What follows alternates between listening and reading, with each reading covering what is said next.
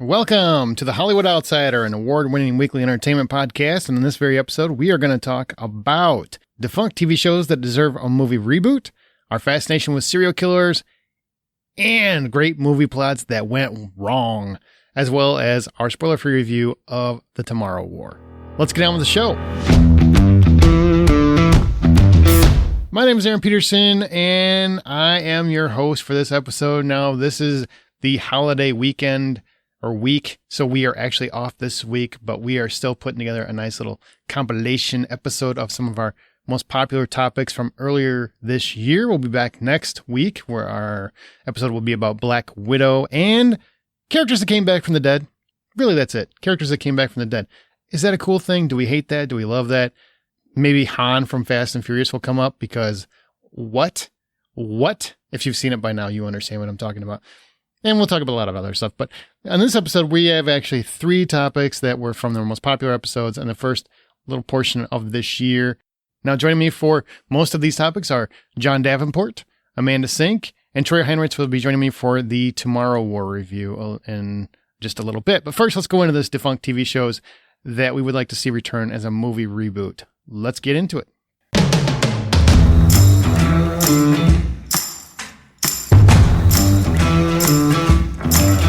Defunct TV shows that deserve to be rebooted as a feature film. Now, we've seen this a bazillion times. Baywatch, Spencer Confidential is a recent one, countless others. So what do you think it is about dead TV shows, and we're talking about not on the air anymore, that make features so appealing for the reboot? You know, it's one of those things that in my mind where I think it's the perfect idea. It's like a Venn diagram of nostalgia, possibility, and then characters doing something completely different. So it kind of sits in the middle and makes it something that would be usually a lot of fun to enjoy. Yeah, a lot of times I feel like it's got to be something that I could see other people playing the role in. Because if it's something where this character they just have to be played by this actor or actress, then I don't feel like this is that's the best content to take and do a reboot into a film. But a lot of times it's from something that you love, like John said, you have nostalgia for, and it's something that has an intriguing plot point, or it has a great story, one that can be easily manipulated but still stay true to its core. And that's where it gets fun. Especially if it's like an action or a comedy, those can easily be manipulated versus, maybe a drama or something.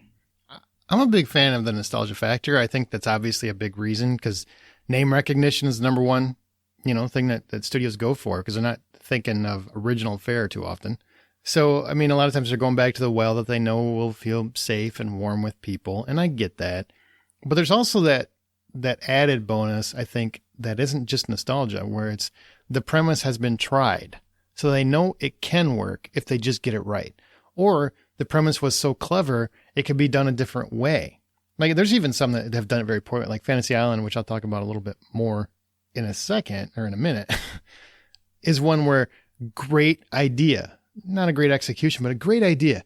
Take Fantasy Island, make it a horror movie. So it's not just ripping off the show, it's doing something different. And I think that's really important to these. And I kind of feel like if they did more of that, people would be less inclined to just jump on they're just ready to make it another thing.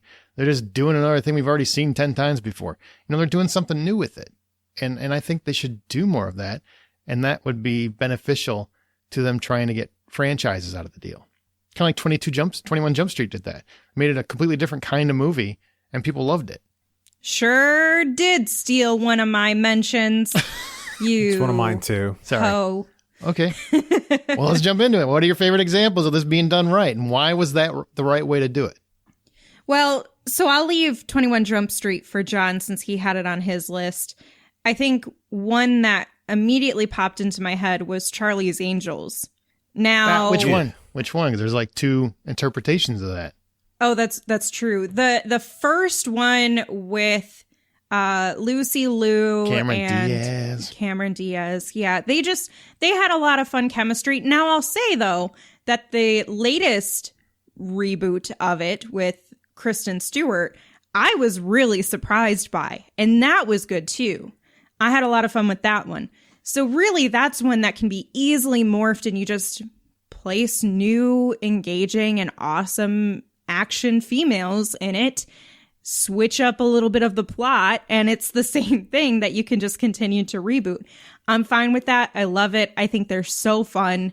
And you get a little bit of different personalities in the different iterations.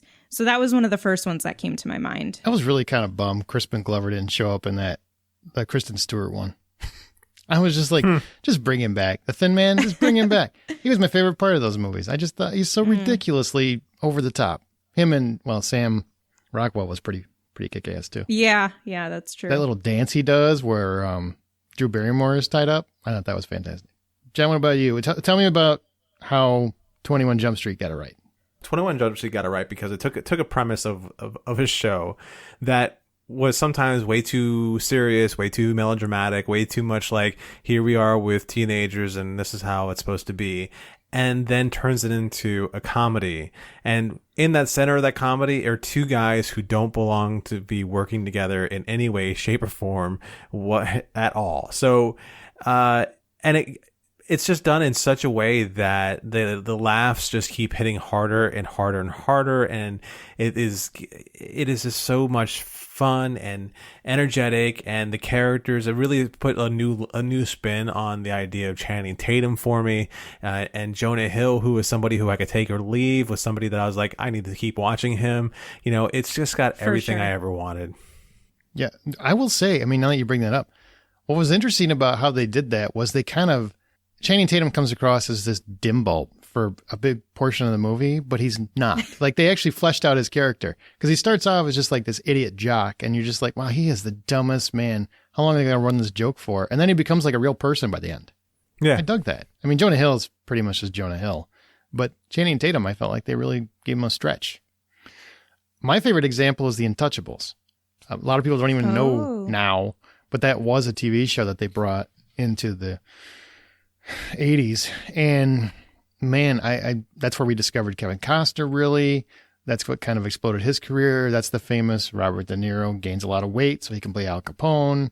Sean Connery plays the most Chicago way Scottish Irish cop ever. He's fantastic in the movie. Wins the Oscar for supporting actor. Takes his hairpiece off for a movie. Shocks me. You know, everything about that film and how it went was just masterful. Brian De Palma really created something different with it. That score just like permeates throughout the entire film. There's really not anything wrong with that movie. And I've watched it from start to finish probably 50 times, and I still don't think there's really anything wrong with it. And the whole, what is it? The train station? Yeah, train station. Yeah, that whole scene still is one of my favorite film sequences ever. I really wrestled with the idea of picking that one myself. Another one that I couldn't get away from as far as being a really great adaptation is Mission Impossible. Even though it's not anything like the show, though. No, it doesn't have to be anything like the show. It's just something. Can we at least say that, and granted, that probably is a benefit because it does its own thing. Like, it makes it the Tom Cruise show as opposed to anything else. But very rarely in those movies is it actually a team aspect. It's just, hey, who's going to help me get in the building? It's Tom Cruise. It's the Ethan Hunt show is really what it is. Yeah, exactly. And like it you know, it starts off and actually now that you mention it, the very first movie starts off with like they're all working as a team and they're doing really great, and then somebody murders the team and it becomes nothing but Ethan Hunt all the time. Yeah, and every time there are more members, they either don't come back for the next movie or they're dead. Right. Yeah. Spoilers. You know, one that I also thought of that to me is just a perfect example of this, and that's the Addams Family. Really? Yeah. Oh, God, yes. I thought John might be on board. I was waiting for him to say it, but... I can't dip into my own well that much. You do dip in your own well a lot. But I do. The characters... Nobody else is dipping in it. The atmosphere, just everything about that movie is representative of the show in its core, but it also springs its own personality into it. Raul Julia as Gomez is like one of the best depictions of Gomez ever on screen. Honestly, all of the characters, to me, in my personal opinion, they are the best in the film adaptation. Really? Yeah, you really can't go wrong with that. They're just, I mean, when you think of the Addams Family, most people are going to go back to the film. They're not going to think of the show. That's actually true. Yeah, you're probably right. Yeah, the show took such a big swing with it, and you know, there's something about like the show and the movie, and you know, the idea behind the Addams Family was to create the American family that's the exact opposite of what the American family is. And what I love about that so much is that what they created was a guy who's so obsessed with his wife that he'll do anything for her, and a wife who doesn't resent him. And I think that's hysterical. And they do a really brilliant job of, and it was very subtle in the show. It's a little more overt, I think, in the films, but they do a wonderful job of showing it's okay to be weird. You know, it's okay to be quote unquote weird. For sure. And different and unique. It was great in the show because the show was really at a time where they were kind of masking what they were trying to say. I mean, they were trying to paint a broader picture that a lot of people that you think are monsters are really just good people that you're not giving the time to. And the movie, I think, said it a little bit more overtly in that respect. But either way, the message was always great in the film and the TV show. Films and the TV show. What about The Fugitive? What do you guys think about that one as an adaptation? Oh. I am one of the biggest fans of the TV show that I know. Well, I'm the only fan I know of the TV show because everybody else is dead. But I was going to say, I honestly, I'll be perfectly honest, haven't seen it. It's old. It was really great. It's basically for younger people. Did you watch The Incredible Hulk? It's like The Incredible Hulk. It's like that. He was always on the run, trying to get away, trying to stay out of sight. But then he would always come across somebody where he could help them. And he just didn't know how to not help people. So he knew he'd been framed by the one-armed man. So he was constantly searching for this, but he was also helping people along the way. And they would come to help him as well. And, you know, it's like that. And he did this for many, many years. I love the show. The movie, I love the movie. It's not the same as the show. I feel like it was a little too easy for him to find the one-armed man. I did like the tie-in with the prosthetics and stuff. And that's kind of how he found him. I thought that was pretty clever. So overall, like as a movie, I think it works great. And it's a great one-off. I didn't like U.S. Marshals, but I did like the movie. Yeah, I did like it. What about you? Yeah. That felt like a really roundabout way to say, I like the movie, but I don't feel like it's a true representation of the show. I mean, it was. I mean, the basic plot of it was the same. And I love Harrison Ford. He's one of my favorite all-time actors. I think for diehard fans of the show, I just wanted it a little bit more. I thought he just wrapped it up a little too easy for my liking. Tommy Lee Jones is one of my favorite things about that. Fantastic. And every time I think about like when somebody says something to me that that may be relevant, but is none of my business and it's not material to the actual thing that I'm working on, you know, like I didn't kill my wife, and he turns around and he just says, I don't care. It's one of the I think about that scene every time I had to say, I don't care. Freaking love that performance. I was really excited when they gave him that spinoff. He got that U.S. Marshal spinoff, and Robert Downey Jr.'s in it. Wesley Snipes is in it. I mean, it's like a lot of people I love. It just felt like it was just recycling the plot from The Fugitive, and it just didn't work the second time. But he's great. I mean, Tommy Lee Jones is one of those actors where I feel like he'd be somebody you want to punch in the face if you met him, but he's one of the best actors of all time. You know what I mean? Yeah, absolutely. Man, I don't have that, I don't know, testosterone or whatever, where I just want to punch a dude just because I see him. Go listen to all the stories of Tommy Lee Jones. And he's always that guy that just is curmudgeon-y. Like he's really that guy. Oh, okay. I'm sure he's lovely in his own way, but he doesn't sound like a delight. That's what I'm saying. Naked Gun is a great one. You know, you mentioned Police Squad a couple episodes ago, John. That was a TV show that went nowhere. It's a failure of a TV show, and they decided we'll make the Naked Gun movie based on the Police Squad. Huge hit. And then spawned 2 sequels. Fantastic movies. And the only downside is it's hard to watch it now, knowing one guy in the movies is probably a killer.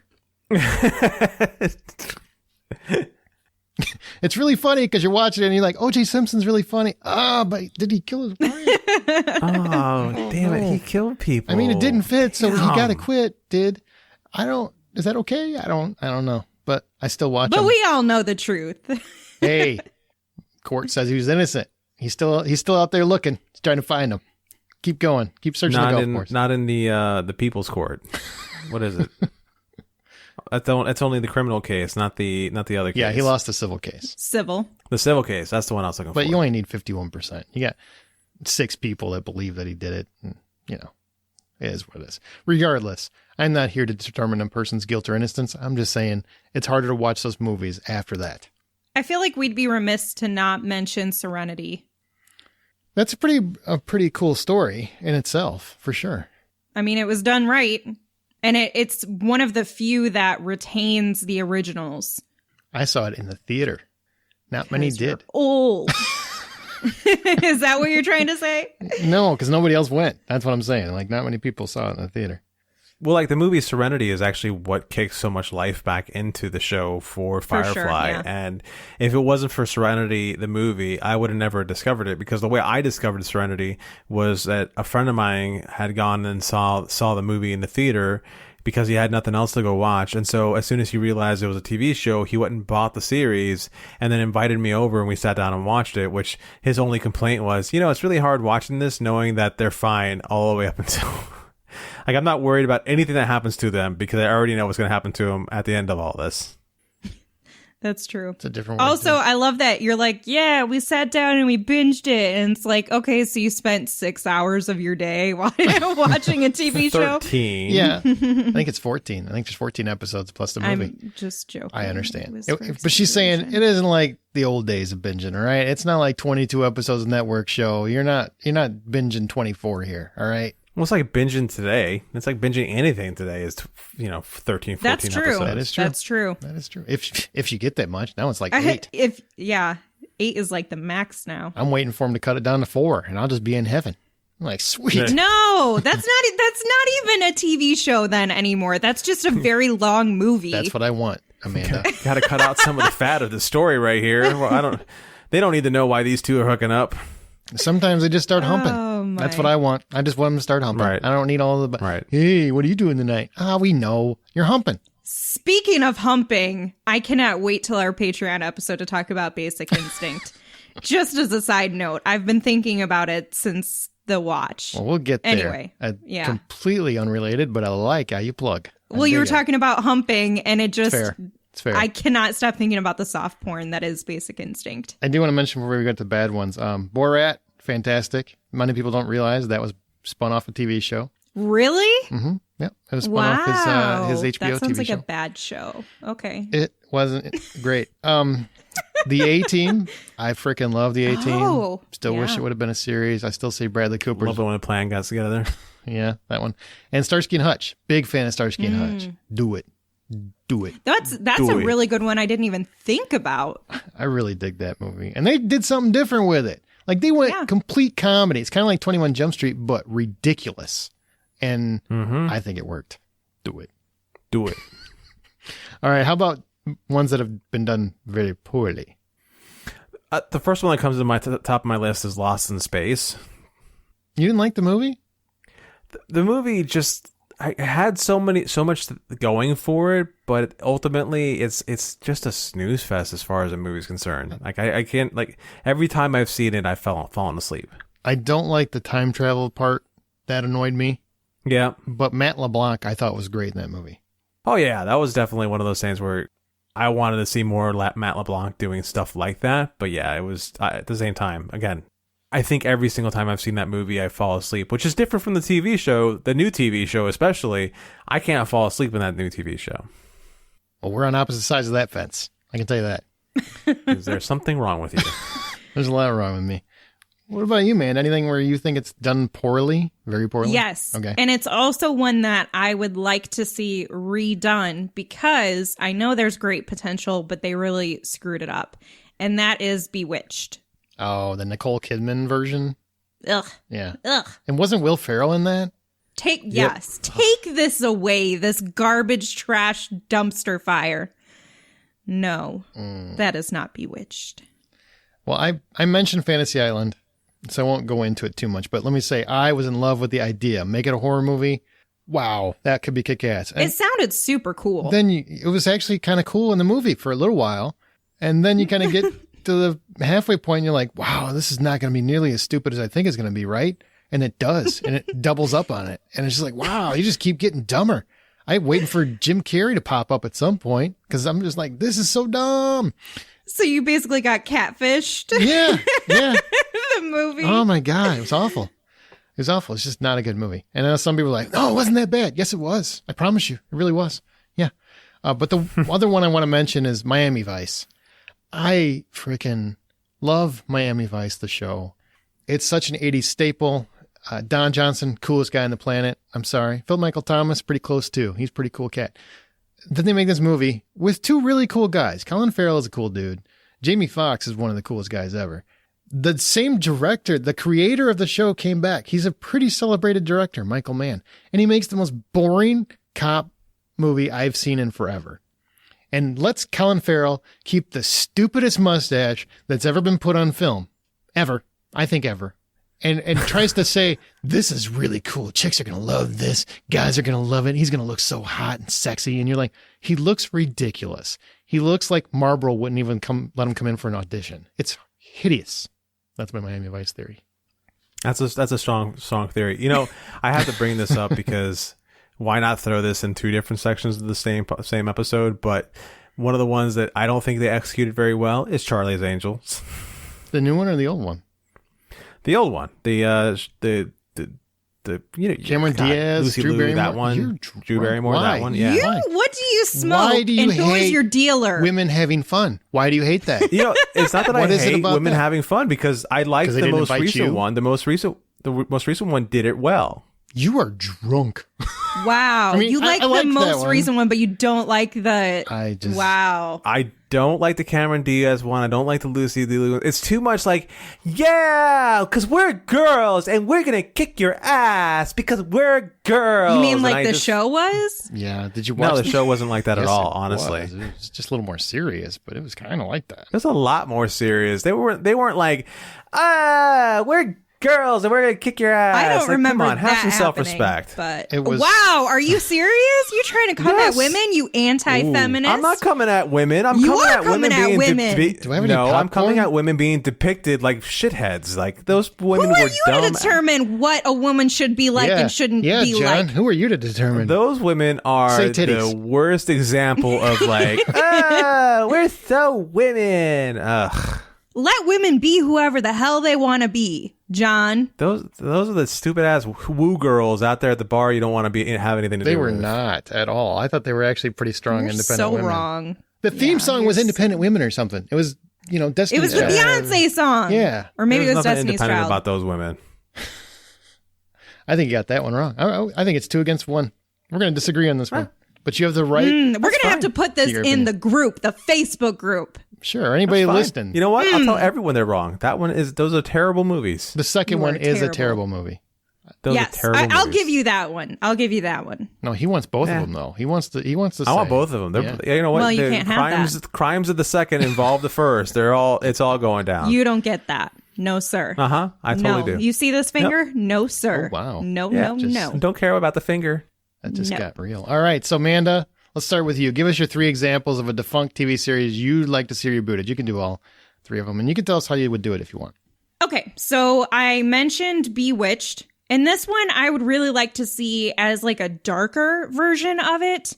Now, to be fair, I know we've gotten a glimpse of it through WandaVision, and that's not why I selected this show, just for clarification.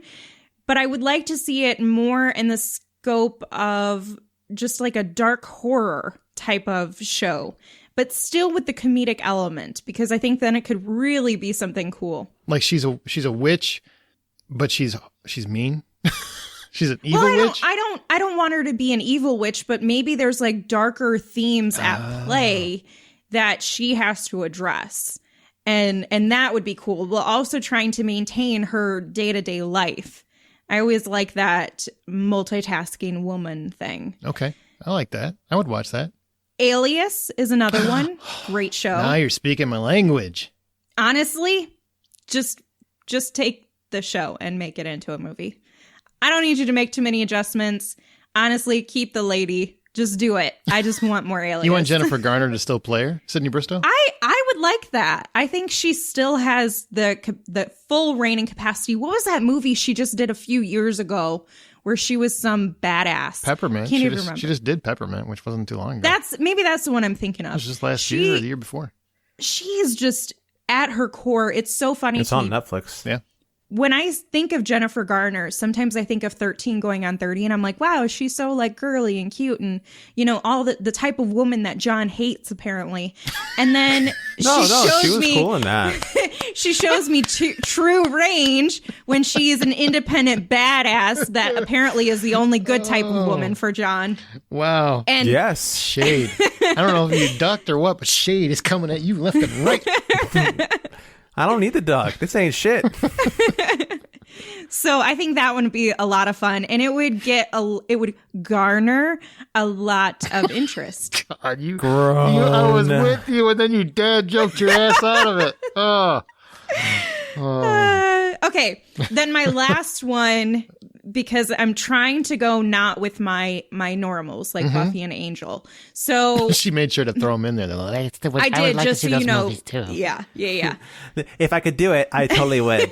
Okay. I'm trying to branch outside of who I am. Okay, I'm a girl and watch I me can kick do ass. it. John, I can't stand you. So my last one is moonlighting, and this is such a great. Now here's the question, though, Aaron. I know you love the show. I know you do. Oh, I'm just glad you said it because I can't say it. Why can't you say it? Because He's so proud. it would be like I would have moonlighting and like I would just be doing what you know. Oh, okay. Yeah. But would you want to have Bruce Willis? Like now Bruce Willis? No, absolutely not. No. Okay. But I would, just want to clarify. I actually thought about that. I actually thought about moonlighting. My concern was I don't know if you could ever recreate that chemistry. It was predicated off the fact that those two people hated each other. Yeah, that's what made it work so well because both of them did not like each other. But I feel what's your like idea? it's there. I feel like there's two people there, and I didn't have my finger on who it would be, who I would cast. I just knew Bruce Willis is past his time. But Yes. This show, I mean, if you find the right two people with the perfect chemistry where there's a little bit of love and hate between them, and you can just feel, I think that's what it was between them, is that they had negative tension between them, but because they're acting, it came across as very intense chemistry. And so if we can just recreate and find a pair like that and just turn it into like a detective series sort of thing. Like a It would trilogy. be so fun. Yeah, it would be so fun. I would love it. I'd be all over that. Absolutely. Great call. Good. I like it. Thank you. Thank you. John, what do you got? I assume they're all guy shows. Oh, of course. There are guys definitely going, not yeah, 'cause women we're dudes. empowerment. And we're going to kick ass because we're dudes. Because that's how dudes work. Mine are all guy shows, so it's okay. Yeah, so my very first one is a show called Misfits of Science. Aaron, I know you remember I this love show. Misfits of Science, yeah. Yeah, so if you don't remember what Misfits of Science are, Amanda, because you were a fetus, weren't even a fetus then. A it's phoenix? basically fetus, I said. So it's basically like a superhero show from the 80s. And what you got a scientist who's So we trying don't to have take... that already? Okay. Go ahead. I'm listening. I Oh, just can we go wanted. back and start I don't talking want to shit be a about woman everything you where did? I listen and I don't interrupt and mansplain. Hey, So you two. Get in separate rings or corners. If you didn't watch the show is about a bunch of superheroes that they're not really the greatest of superheroes. Like one's a rock star who got electrocuted and now he can shoot out laser bolts from his hands. One's a girl with telekinetic ability. One's like this ginormous guy who is in the show. He was acted by the guy who did Harry and the Hendersons. He was Harry, where he can go from super tall to really, really little tiny. And the whole reason why he got himself set up like this is because he just wanted to be normal height, and he just went a little too far. And they are sent out to go solve crimes. Well, what I would want to do is something where the superheroes of the world that we do know, like, you know, the big deal ones, something happens to them, and this is all what we're left with. And so kind of like a Mystery Men meets 21 Jump Street, but on the scale of Men in Black. I like this. Yeah. Okay. I would be in on that. Absolutely. My next show is a show called Voyagers. Aaron, do you remember Voyagers? I do not. I remember the name. I don't know. I didn't watch it. I remember the name. This basically is you got a time traveler who is, traveling throughout history trying to right a whole bunch of wrongs. So kind of like Quantum Leap, but this is pre-Quantum Leap. And he loses his almanac. That would be his history thing to know know where to go in time and what's going on in time so that he'd know how to fix it. So he essentially kidnaps like a middle school kid who's a genius at history and takes him throughout history to right all these wrongs and to fix what's wrong with everything. So it sounds awesome, except for there's a little creepy undervibe there where I'm like, he's kidnapping a high school kid? I mean, that just feels like a different kind of movie than I thought. You know what I'm saying? Yeah, no, It really is. But what I think would be kind of cool is to hand this over to Will Ferrell and let him do his Will Ferrell thing on this. I mean, I'm kind of over Will Ferrell, but I would give him the opportunity to win me back. How's that?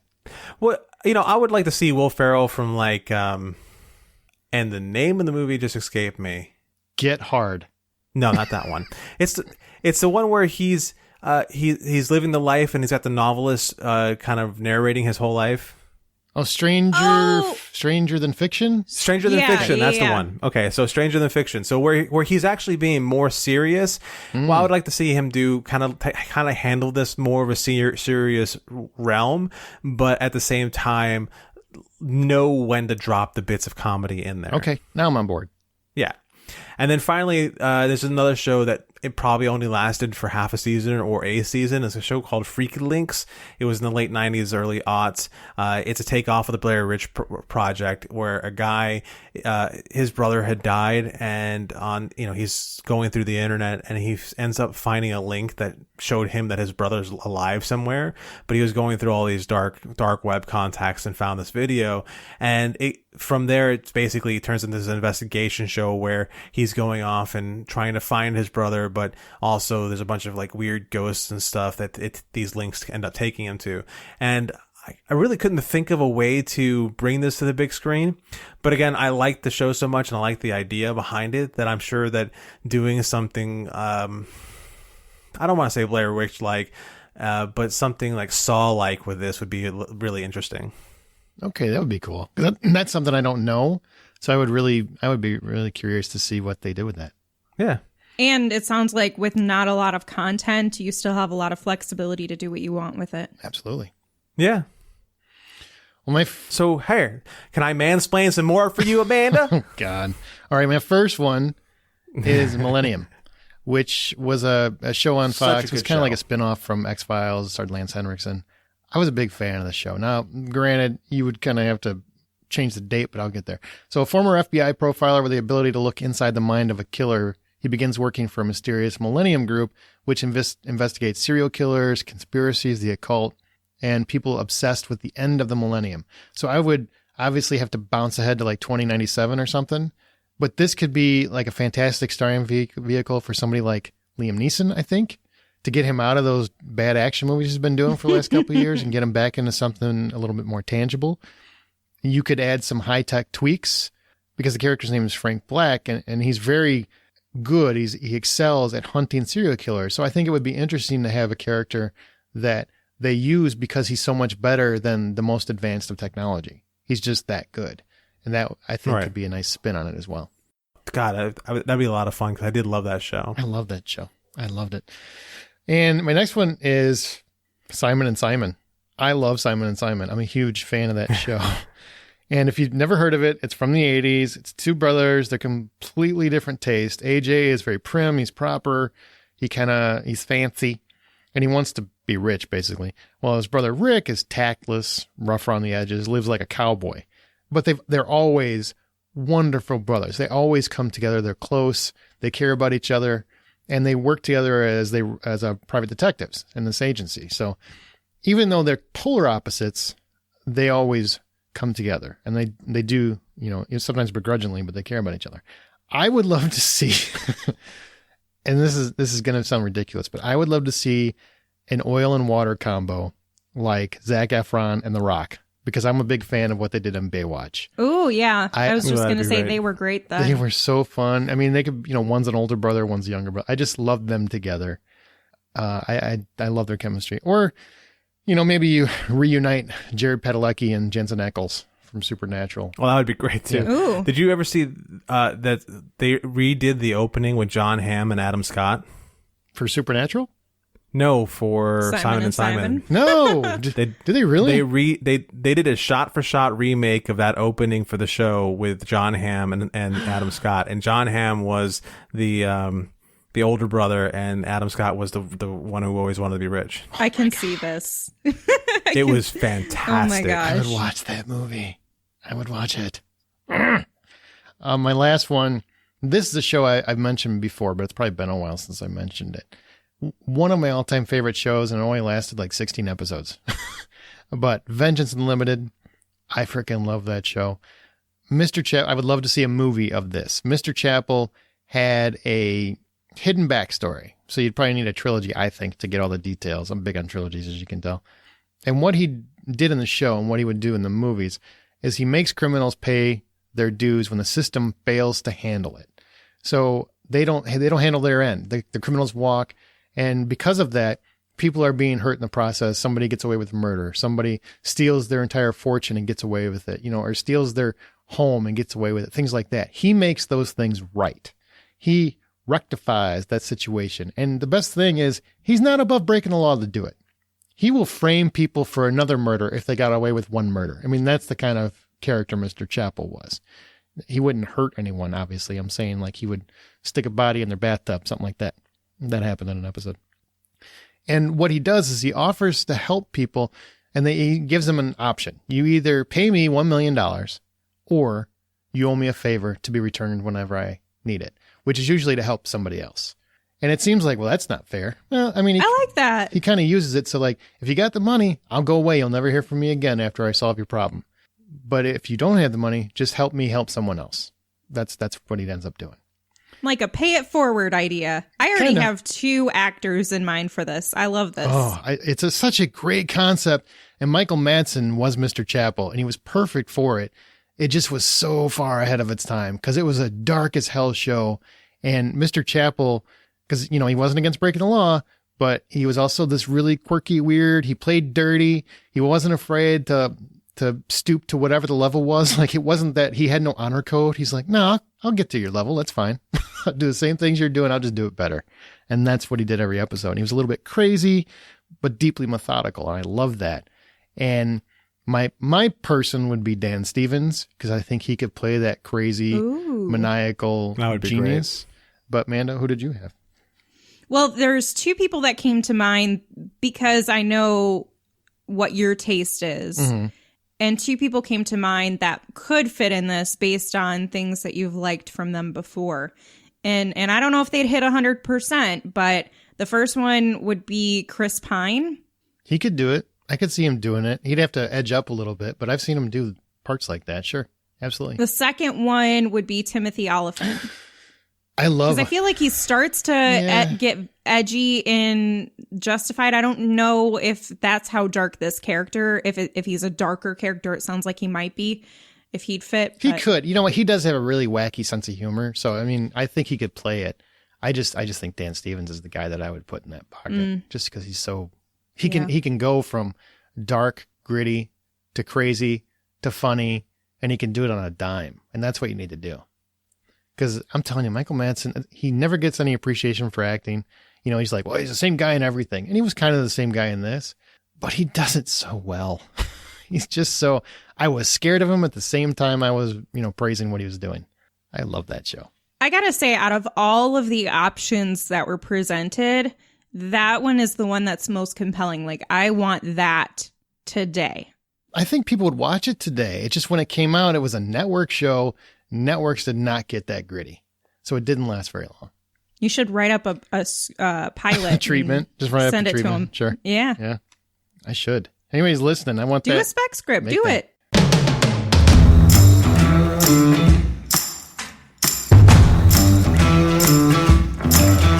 Okay, we did want to mention a couple movies that we did see, even though we're technically on our own break for the holiday. There's a couple movies we want to mention. One, I'm just going to mention, which is The Forever Purge. My theory is if you know what the Purge films are, you know if you want to see it or not. I'm just letting you know it's better than that awful, awful trailer was. It basically follows purgers as they decide that the purge no longer needs to have a time limit. So let's just purge all the time. And the world goes nuts. And purging starts happening, and there's a lot of reflections on recent events, I would say, in terms of political climates and the haves and have-nots and people of color. It felt like a documentary at points. I was like, wow, this is way close to what actually, because they filmed it before last year, but it felt like a lot of last year. So there's a little bit of intensity to watching it. I'm not going to do a full review on it. I just want to mention it. If you're wondering if it lives up to the other Purge movies, nothing lives up to Frank Grillo, just letting you know.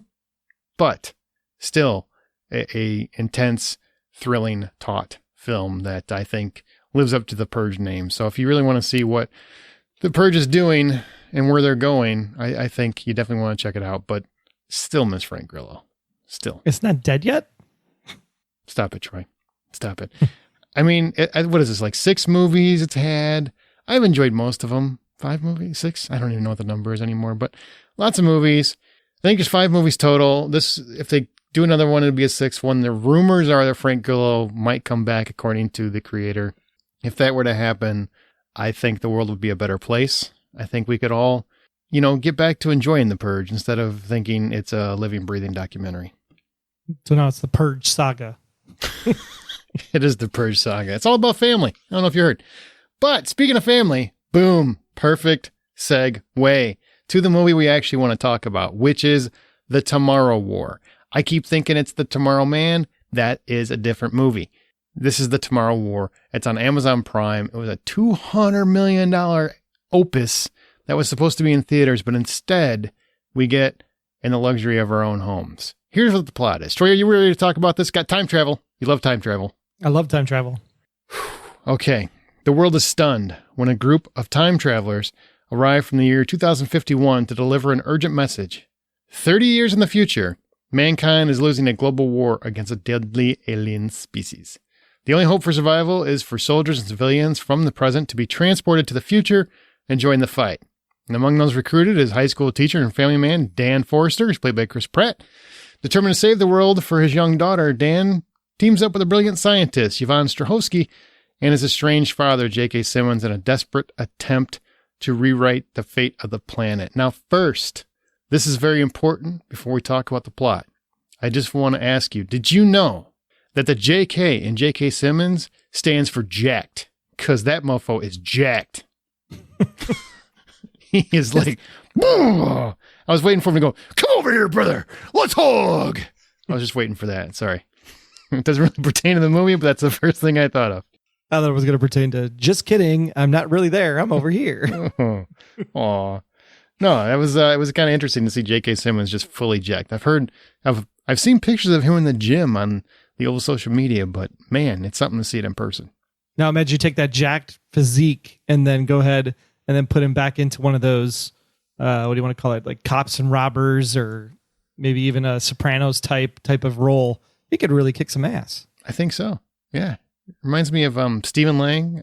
Stephen Lang did Don't Breathe, and he's done a lot of other stuff, but he's also an older actor who just started getting ripped and now looks like he could beat the smack out of everybody. Way better than Steven Seagal. So apparently, action heroes don't always work out as much as other actors do. Anybody can be an action hero, though, when you're fighting a CGI monster. This is true. All right, so The Tomorrow War. This is one where I always get a little, when it's time travel, I get a little leery simply for the fact that time travel movies typically create rules and then forget to adhere to them for most of the film.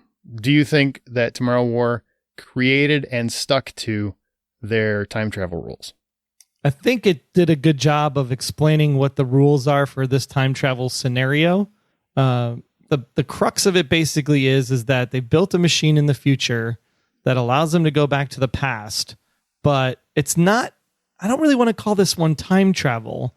I want to call this one more space-time bending, because what they do is they actually create a wormhole that can go from one point in the future to one point in the past, but the flow of time is like a river always going downstream.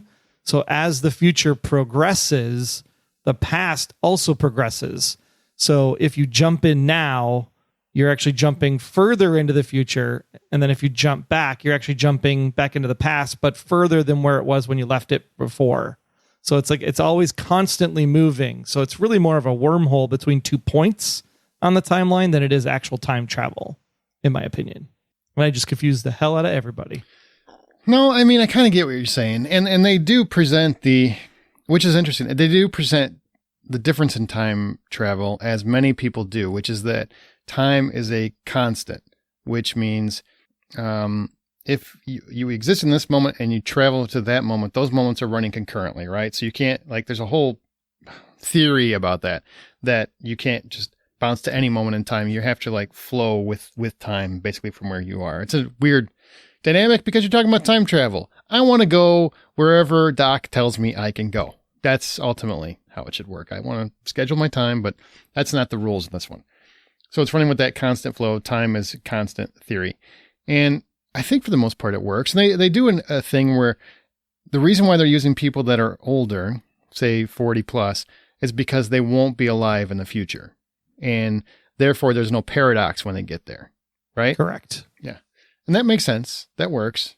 Checks. I mean, I know some people are debating some of how it all works and whatnot and some specifics. And I'm just like, it's a movie about time travel, which isn't real, man. So I don't know what to tell you. I mean, you got to let some things slide. And I don't even think it's really about time travel. Like I said, I think it's about they make one jump to the future and they make one jump back to the past. And that's it. That's the entire time travel. It's not like you're bouncing back and forth constantly. Like, ooh, I went ahead one time, messed something up, came back, went back to try to fix it, came back, went back and tried to fix it again. So really it's just they jump once, do what they need to do, and then jump home. Yeah, there's no butterfly effect. Yeah, there's no butterfly effect in this. Did you like that it was more about father in the future trying to save his daughter and this whole concept of people in the future needing people from the past to win the war in the future? Did you like the whole concept of Tomorrow War, or did you think it was too convoluted or simple enough to get by? Like, what did you think about the plot? Yeah, I mean, in order to set up the gimmick of the time travel, I think it works. The fact that they're people from the future coming back to get people in the past that are already labeled to die of some known origin before this war even breaks out 20 years down the road. So like the gimmick of it all makes sense. Well, yeah, I think the war breaks out soon after, and then it escalates fast, and then he jumps forward like 28 years later, right? Yeah. Right. Yeah. So I think that gimmick of, trying to take people who are already labeled for death, basically, from what we know of the future records, and setting them into the future to actually make a contribution to society. I think they set up that story part really well in the opening sequence of our character, Chris Pratt, who is really trying to understand, like, what is his purpose in life? Is he meant to be this, teacher his entire life, or is he meant to do something greater? Like, can I develop a new vaccine? Can I develop a new virus? Can I do, any number of things that are different than teaching kids who don't care? Because these kids obviously are like, what's the point of learning if we're all going to die anyway? And so I think that's the setup of that concept, I think, works really, really well.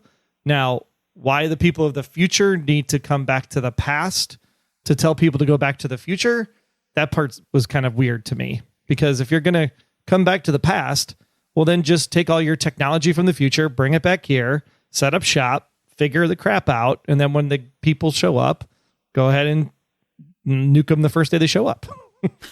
There definitely tends to be a whole lot of, we just got to swallow that going on with this one. I mean, the whole theory is that the monsters are essentially like cockroaches, right? And once they arrive or they show their presence, there's no stopping them.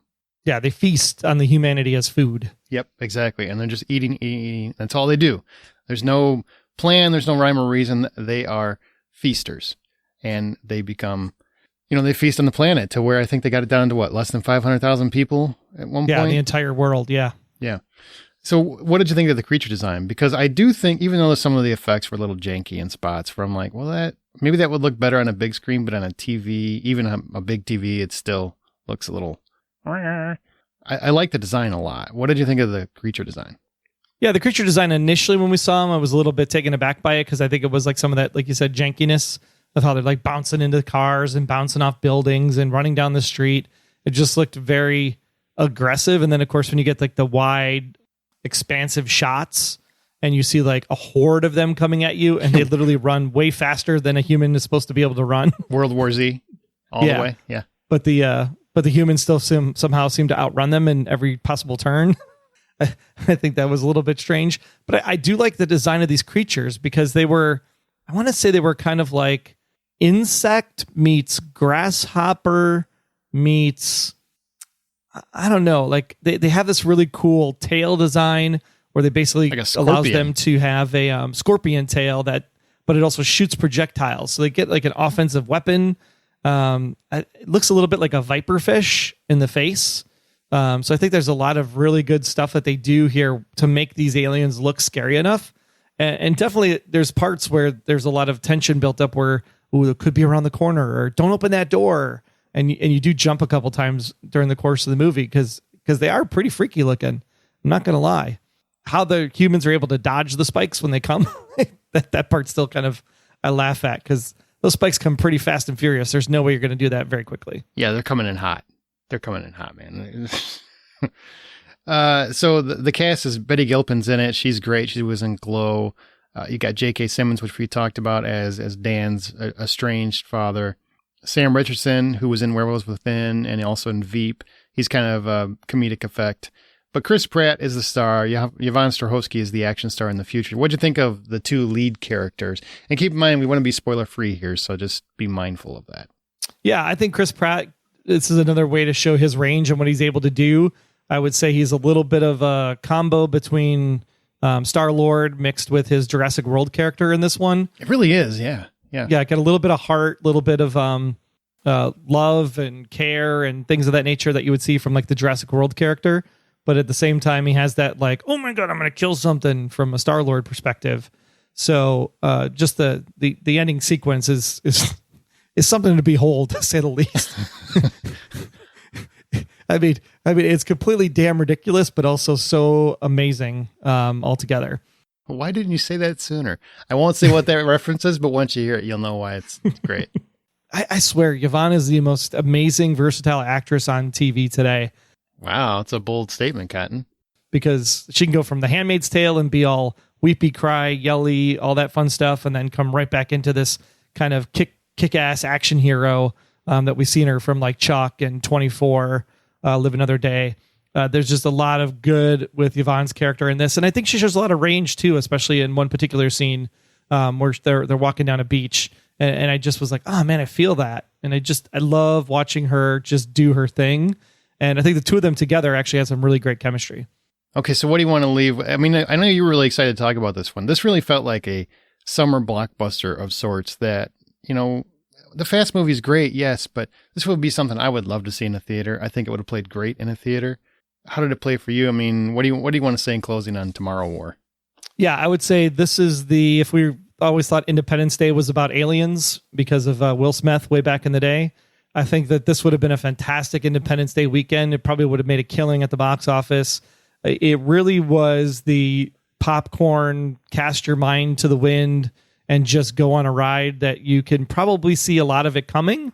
But at the same time, when things happen, it's happening and it's like, oh yeah. Like the beats hit like you would expect them to hit. But yet you're still surprised at the same time. So I thought it was a fun action romp.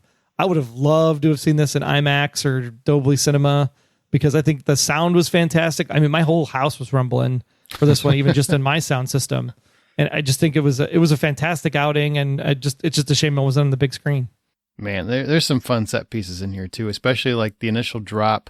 In fact, I'm a little irksome that you see the initial drop in the opening shot. Yeah, that part was weird. And then like, why would you like pre tell something? Yeah, I really didn't like that at all. That was a whiff. But they basically open with a shot, and then you go back to present day, and then it comes back to that shot like maybe 10, 15 minutes later. It's not even that long. 20 minutes later. It's not needed. Yeah, it wasn't. I mean, I'm sure somebody and some executive was like, we got to have action right off the top. No, we were good. We would have been just fine. I would have liked to have had that surprise, but it is what it is. Fun movie. Yes, what Troy's saying, the last third, definitely. I mean, suspension of disbelief is important because the entire act, if you really stop to think, you're just going to be like, why are they doing that? Why that? Why are they doing that? None of that makes sense. Shouldn't they put the shot there first? I mean, there's a bunch of stuff, but overall, fun action flick and perfect for summer. So $10 the full price of admission. What do you give the Tomorrow War now on Amazon Prime, Troy? I would give it a solid 7. Okay, and I would give it a solid 7 as well. So bam, there we go. Perfect. And from there, we're going to move into our next conversation point, which is a topic on serial killers. Back from episode 423 in January.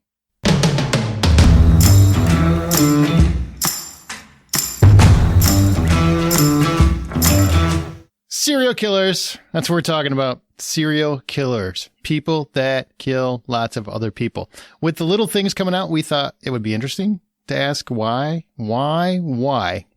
are we fascinated by people who kill other people in film and TV, both fiction and reality. So what is it about serial killers, John, that fascinates you personally? You love true crime and you love thrillers. What is it about serial killers specifically that fascinates you? It's something that speaks to the human condition. Like, we are the only creatures on this planet that live for scaring each other. You don't see raccoons jump out from behind the trees and be like, ha! Look, it's me, Bob. And like, oh my God, Bob. Woo! You got me there. You got me again. You got me again. Oh, man. Woo, that's so funny. It's so fucking funny, you asshole. You don't, like, that doesn't happen in wildlife. So it's, and if it does happen, then somebody is dying. But in real life, it's something that we can't help but look at. It's like why can't we just drive by a car accident without looking for the head that's rolling down the side of the street? Wow, I'm getting really dark about this. We're awful people, is what we are, is what you're saying. Yeah, we really are. We really must see some death and destruction, and it makes us feel better on some sort of weird connection. Yeah.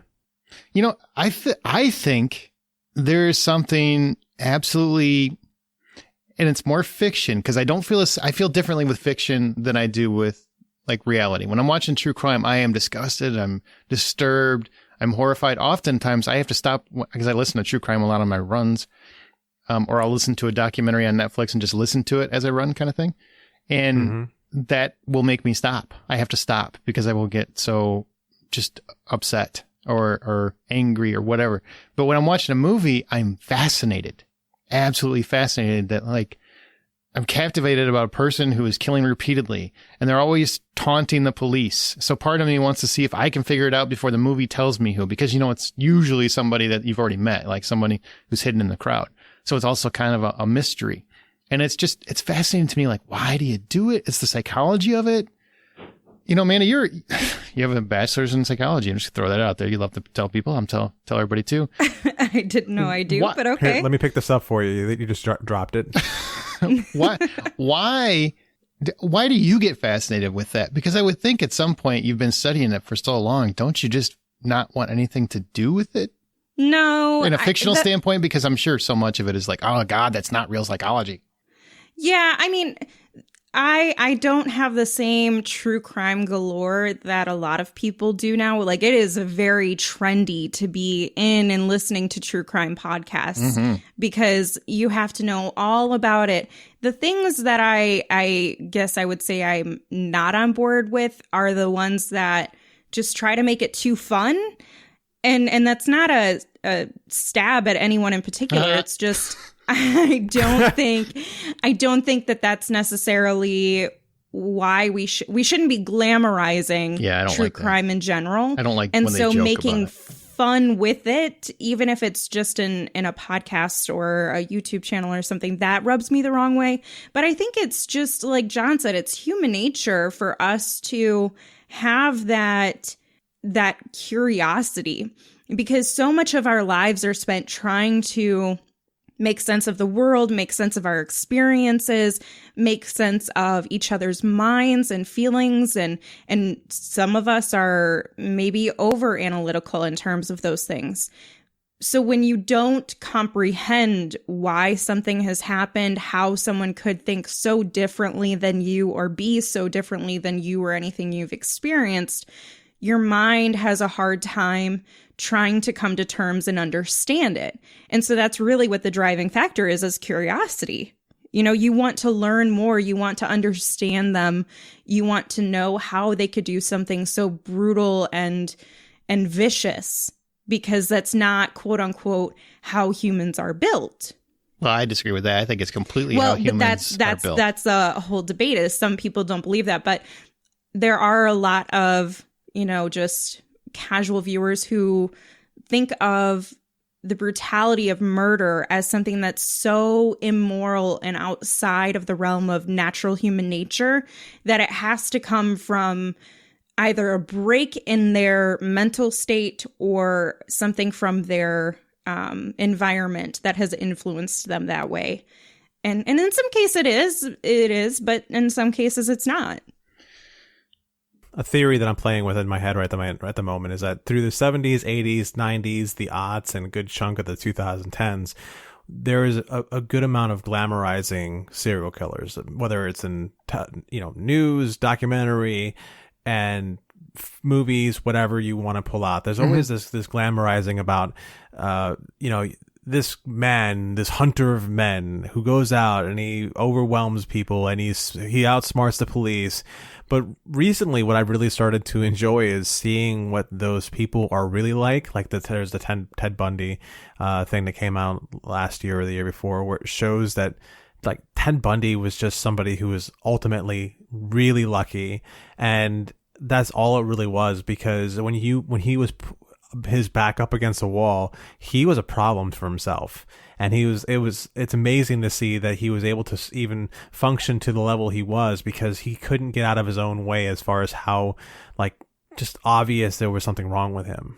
Yeah, but I don't know if this is comfortable or sad or just wrong to say, but I get fascinated, and not in a good way. Like, it's not something where I'm like, oh, that's really cool, I'm going to learn how to do. I'm fascinated by the concept of people that could get away with these horrible things for so long, and they're just that much smarter than everybody else. And yes, there are cases like Bundy where you just got lucky. I mean, it was the 70s and early 80s.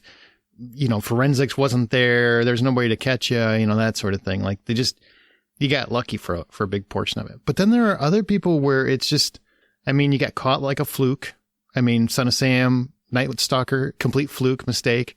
And then there's people like Golden State Killer. I mean, that guy did get away with it for 30, 40 years. And he, did 60, 70 horrible acts to 60, 70 different people and never got caught. I mean, there's something about that, because I think we're all afraid of it, right? I remember growing up, nobody ever had that fear. That's when really serial killers started to become seemingly prominent, was like the 70s and the 80s. That's really when they started popping up for whatever the reasons are. Maybe it's cultural evolution, whatever. What's that? Lead paint. Could be lead paint, microwaves. You don't know what happened. You just don't know. Lead and gasoline. Frozen pizza peaked, So there's a lot of things that could have driven it. We don't know. But that seems to be when they were really starting to spike. There was so much anger in the world. It had just spiraled into these people that were doing these monstrous things. And it became absolutely captivating and fascinating, while also despicable, but really captivating. I remember when Ted Bundy got caught, and then they made a miniseries, because Mark Harmon was in that miniseries. I think it was The Deliberate Stranger, if I remember right. And I watched it with my mom. My mom, she's knee deep in psychology too. Like, psychology is a thing around here in the Chicago area. And watching that with someone who appreciated that and understood that was a fascinating dynamic. But at the same time, we're both watching it with like, that guy's kind of cool. And not in the he's cool because he's a killer. It's like he seems like a cool person. How could he possibly do those things? And that's when you get even more fascinated. You're like, why would somebody, that guy, handsome, seemed to have everything going for him. He had an Ivy League college or whatever. I mean, he was fine. His life was going to be just fine. And he just had this urge to kill people. Why? And you just were captivated by it. And every performance I see where you have an actor that's actually playing with that and doing something different, even not very good actors have done really good things. Like Judd Nelson was great in Relentless, which is not something anybody ever talks about, but he's a great serial killer in that movie. It's a fascinating thing. And I wish to God I could explain it, because it's probably horrible that you feel that, or that I feel that way. Well, I mean, that speaks to the interest of mystery for you specifically. Yeah, I love to know. You're intrigued by trying to put the pieces together and solve the puzzle. Whereas other people might not be as fascinated with trying to figure out who the killer is and beat the police investigation, or, make sure you can sort it out in your mind, almost like a challenge. Other people are innately interested in learning something that they didn't know. And when it comes to true crime, you learn so much. You learn about humans, you learn about relationships, you learn about, safeguards in your home and stuff. You learn about police investigation procedures. You learn about so much. And when you have that much to explore and your mind can continue to go down this rabbit hole, it's really hard to stop that. And especially when we don't have usually very clear and concise answers to it. So it's still kind of like left open as a mystery. Even with all of the serial killers that have been caught and they've established their reasons, there's still so many lingering questions. Even if it's about, were there people that weren't found that they murdered or raped or whatever. Right? They're not going to own up to everything. Some of them do, because how many you got? 16? I killed 16. Crazy. Yeah. Definitely 16, not more. Oh, you got 18? All right, I forgot those two. I was tired at one time. Do you guys have a memory of a fictional one? I don't mean, a true crime one. A fictional portrayal of a serial killer where it haunted you after you saw it, or bothered you, got under your skin. For example, everybody talks about Silence of the Lambs and Hannibal Lecter, right? Everybody talks about Hannibal Lecter. He's great, which he is. He's great. But on the same token, Buffalo Bill is the one that freaked me out. Put the lotion in the basket. When he does that whole little dance and just everything about it is just horrifying. It's like, that guy is probably out there, and that scares me. The one I think of is Peter Cushing from Copycat. I don't get why you love that one. Maybe it's because he's so normal. Maybe that's what it is. That's exactly right. Okay. That's what makes him such a problem. He's, the actor himself is actually somewhat of an attractive guy. He is able to blend into a situation. And then as you're watching the movie, you realize he's kind of everywhere in her life, and you don't pay attention to it the first time. Yeah. When she's first attacked, he's actually in the audience of that whole seminar where, Harry Connick Jr. attacks her in the bathroom. So there's a lot of things in that movie. And because Peter Cushing is he is somebody who blends in and was able to get as close to somebody as possible. And also, again, killed a lot of people and nobody suspected anything from him.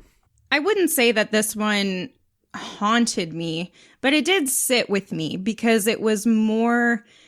It was so grounded in the potential of reality. And that would be American Psycho, where he's basically this really handsome, nice guy. And there's debate on if he actually did it or if it's all in his mind. But still, let's talk about the actual killer moments.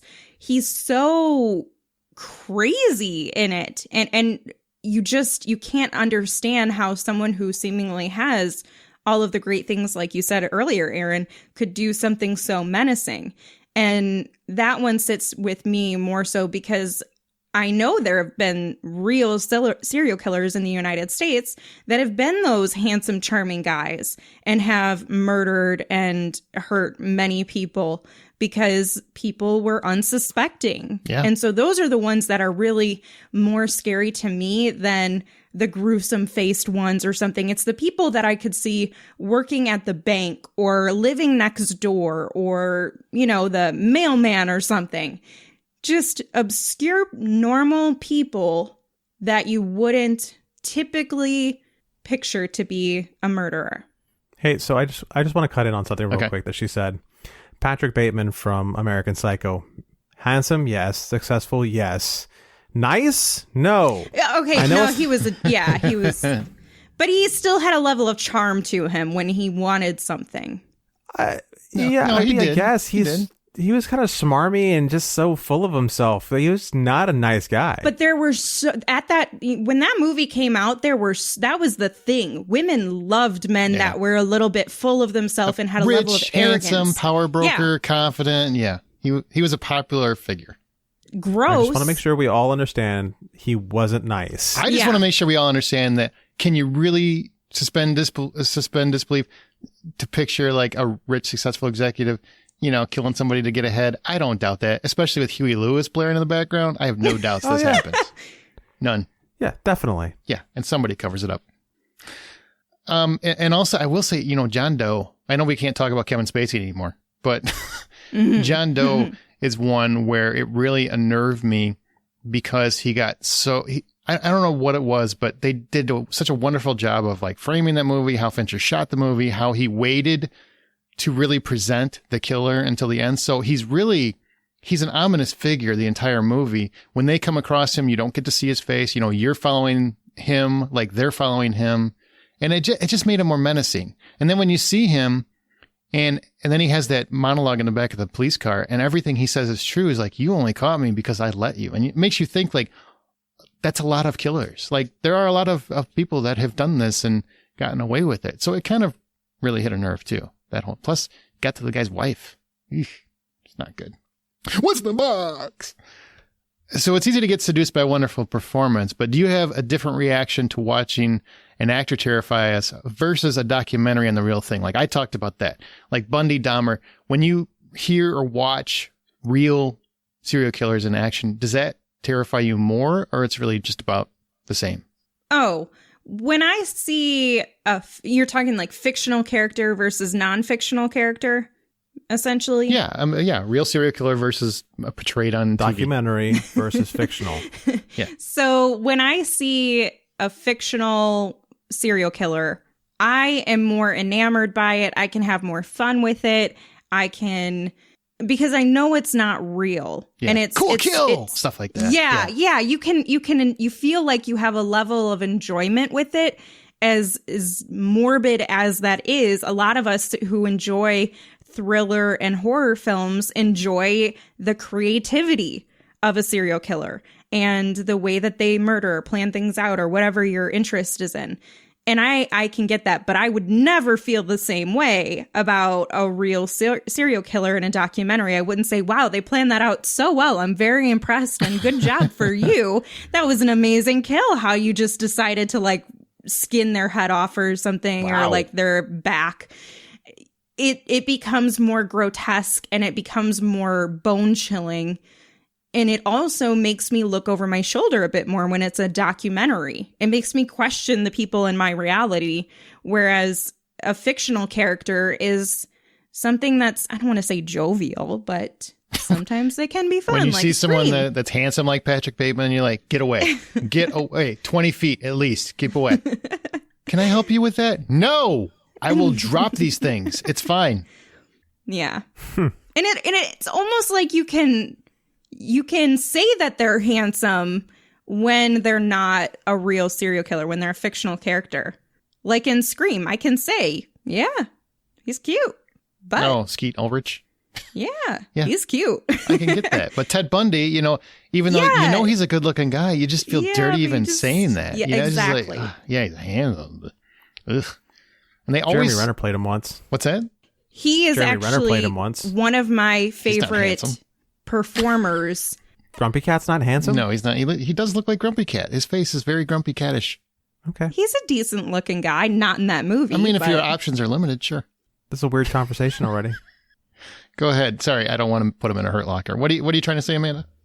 Oh, no, to his point, I was just going to say that's Jeremy Renner's portrayal as Jeffrey Dahmer was actually one of my more favorite ones. Because My Friend Dahmer or something like that, right? Is that the one? Yeah. Yep.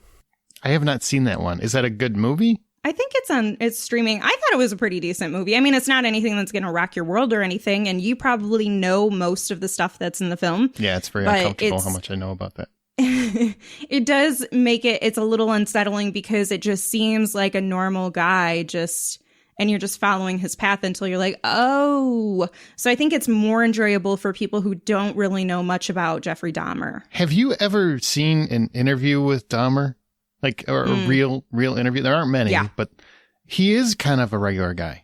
And it's very uncomfortable because if you just like walked in the house and somebody had that on TV and you just heard him talking, you're like, oh, who's this dude? Who's this dude? And then he'd be like, well, then I had put his head in a jar. Wait, what? What? Like, you just don't see it coming. I mean, you can kind of almost see how he used that to his advantage. And that's even more terrifying, I think. What about you, John? Do you get more unnerved by real ones or about the same? I find the fake ones to be much more interesting to watch because you see those actors make the decision to say, hey, we're going to make this more about it being a predator, and you're seeing somebody who is trying to put themselves in a position, and of course they can't help but glamorize bits and pieces of it. When I watch like a documentary on Dahmer or a documentary on Bundy or any of these other ones, I spend a lot of time going like, okay, and this is when they caught him, right? Mm-hmm. No. How did you guys miss him? Okay, wait. This is when you caught him. He is out in the open doing something. He's being stupid. How did you guys miss him this time? Okay, now this is... And that's what I spend most of the time like focusing on, is just the absurdity of every situation. Because it's almost always some absurd situation as to what helps these guys continue to move forward. Mm-hmm. And I just bang my head against the wall about that whole thing. Yeah, one thing I find, the more and more of them that I've seen, is when a really great performance of a serial killer by an actor is when they underplay it.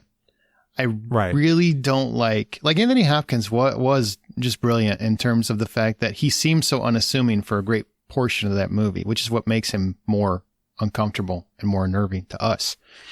Right. But most actors would overplay that. I would actually say, Brian Cox in Manhunter does a completely different take, but a very similar take on how he underplays Hannibal Lecter in Manhunter. And anytime an actor does that, to me, that feels like, okay, that's more what a serial killer is like, because they're not making bold choices. They're not making bright mistakes that should be caught, because they're being so dramatic, or they're making an obvious slip up or something like that. Because an actor has a tendency to want to go big in these kinds of roles. Well, even Mads Mikkelsen, same character, but he was nearly superhuman when Mads Mikkelsen was playing him. Oh my God. And I can't, this bugs me, right? This is a legitimate criticism about every serial killer movie that does this.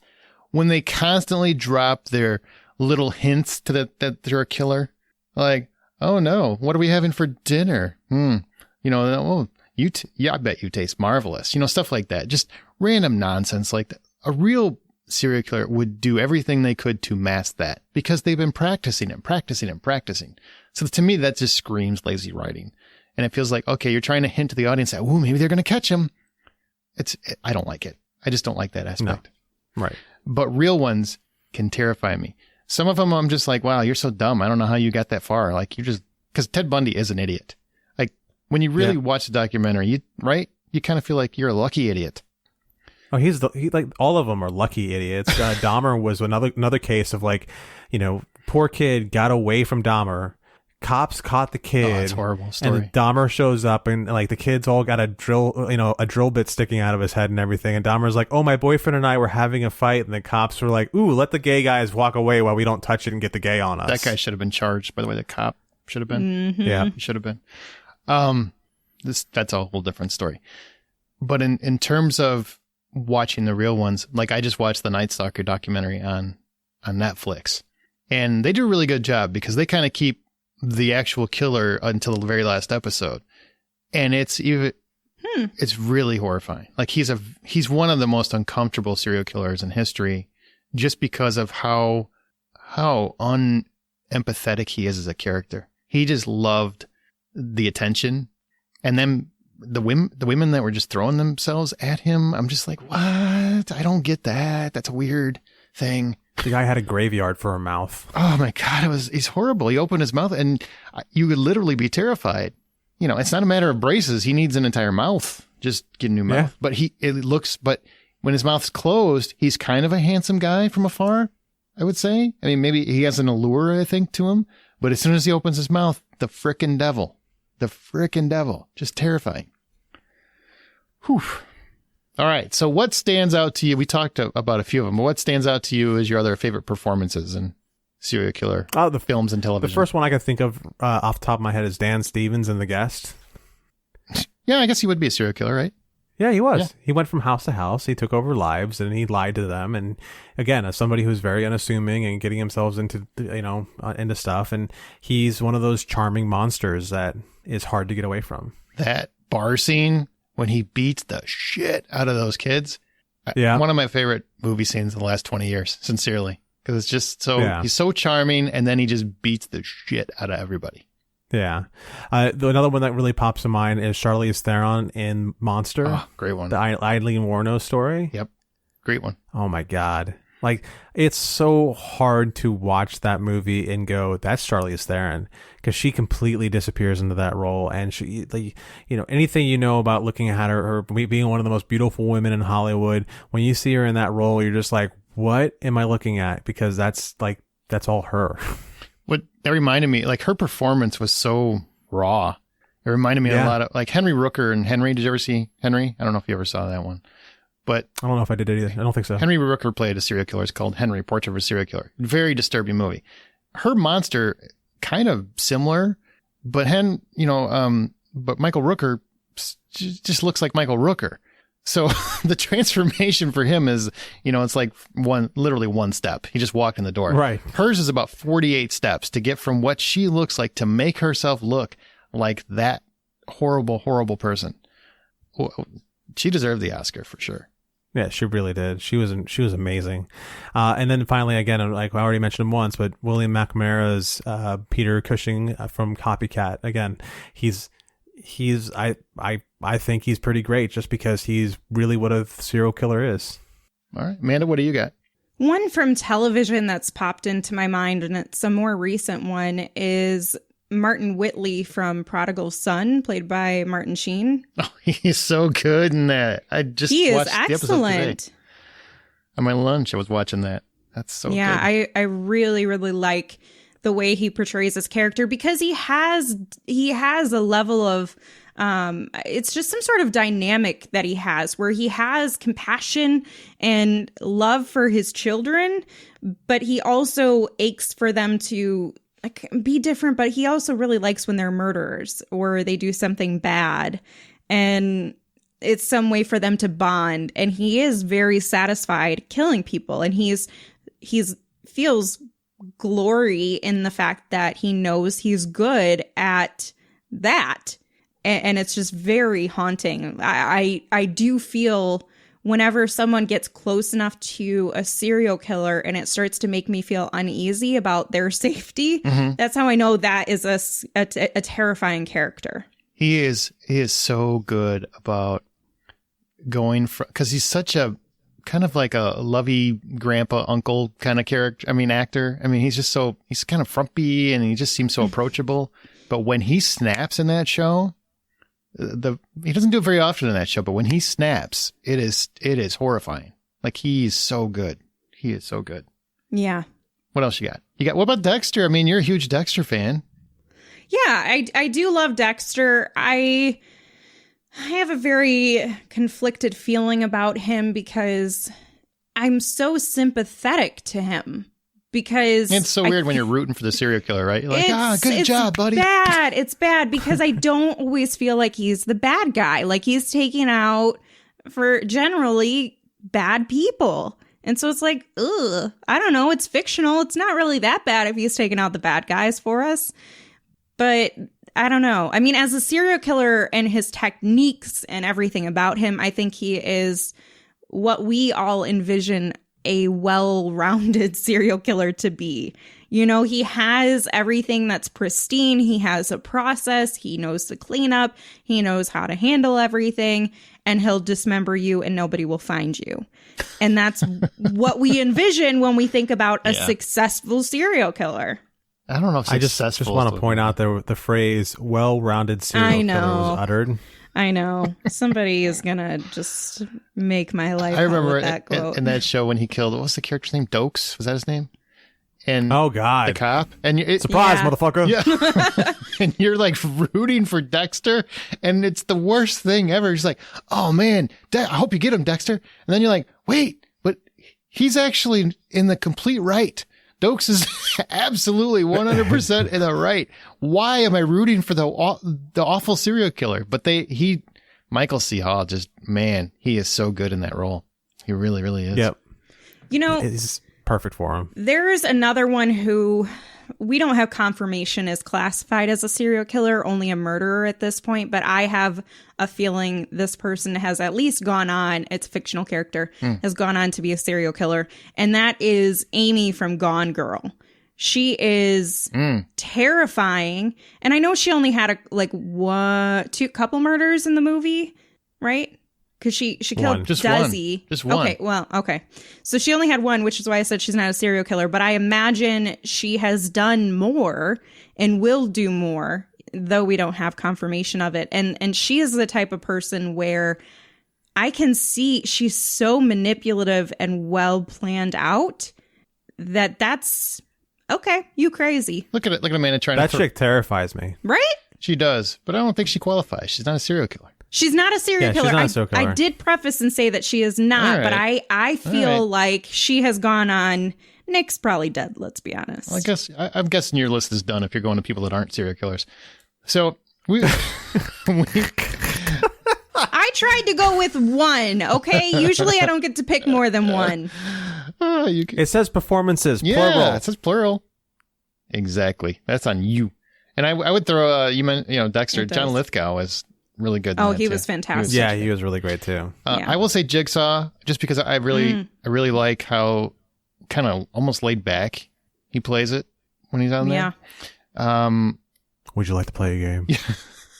And he's just planning, just working it out. You know, he's just laying there the whole time. The first movie, he doesn't even do anything. He really is just chill. So I thought that was great.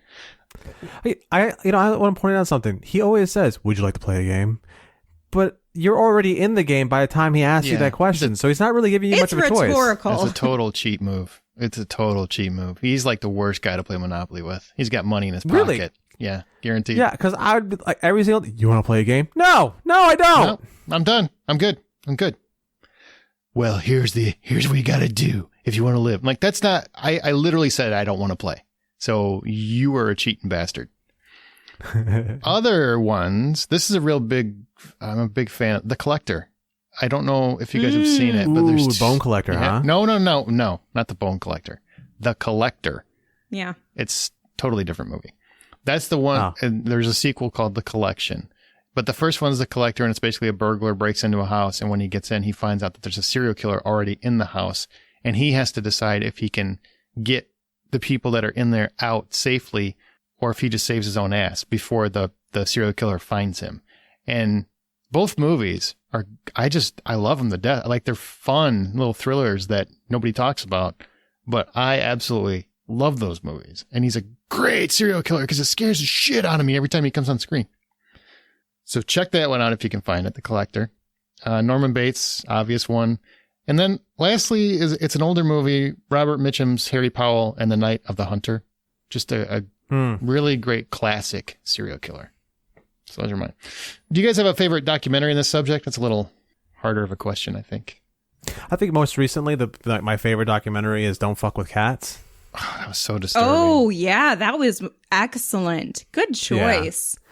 There's a lot of reasons why it's great. The killer himself isn't the reason why it's great, but the process in which they went through in catching him and how they peeled that onion is really interesting to pay attention to. How the social media and stuff helped them catch him. Yep. Yeah. Yeah. Oh, that was disturbing. will say, it's you don't know who the killers are often, but well, no, because it's not serial killer. That's just murderers. That's different. I'm sorry. No, it's okay. Well, I'm glad we're here to have you talk yourself out of that. I know. I was like, wait a second. They're going to tell me that doesn't qualify, and then I'm just going to have to backtrack anyway. I'll give you a real documentary. This is the Zodiac. It's about the Zodiac killer. Find it, watch it. Oh, that's another good serial killer movie. Fascinatingly detailed. Movie's very good too. But there's a movie called The Town That Dreaded Sundown. And it's shot like a documentary, but it's not. But much of it is real, but also there's stuff that's not. So it's like real facts and it's fictional. And it's like this hodgepodge of a film that kind of comes across a little bit like Texas Chainsaw Massacre, and that it's meant to be real gritty and realistic in many ways. It's not technically a documentary, but there's a lot of real truths in there. But it horrified me as a kid. Absolutely horrified me, because most of what happens in there is true. And that's just one that came to mind.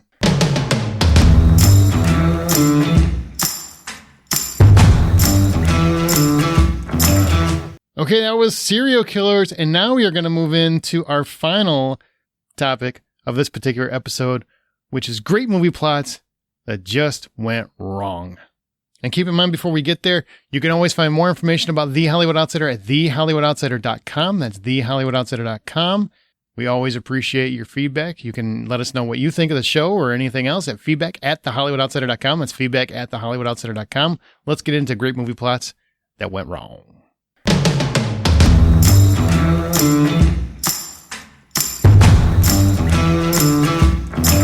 This week, we're going to make it pretty simple. Great movie plots or premises that just didn't work. We each have three from a series, whatever. We have 3 examples of great movie plots we felt that just didn't work. And then we're kind of going to go bullet point through a bunch of listener choices and kind of we'll just take a vote on if we agree or not. So let's start with John, Amanda, then myself. And we'll start with round robin. What's your first great movie plot that just didn't work and why? If I told you that we're going to make a movie about one of the most interesting Marvel characters there possibly is, what would you have to say? Just make sure Uncle Ben is in it. Well, anyhow, this is Wolverine, so no Uncle Ben. If there is Uncle Ben, he's actually the one making rice. But wow. So X-Men Origins Wolverine. Great idea. The comic that it's based off of is awesome. You get to find out like Logan growing up, what is going on with his life, how he got to where he is. And the movie sort of does that, but it takes all the teeth out of it. Okay. And I think we're all going to have a little differences on a little bit of a difference on some of these, but I like that movie and I think the benefit is that I don't know the comic. I don't know Wolverine as a comic. I don't know the information. So I dig that movie. And I still like the little twist with the wife. I think that's a fun twist. And plus you see his ass, and a lot of women like that. A lot of men like that. I like that. I mean, a lot of everybody likes that. Yeah. I'm with Aaron, though. I think there's a benefit sometimes to not knowing the original properties because you can be blissfully unaware. And that's where I sit. We're stupid.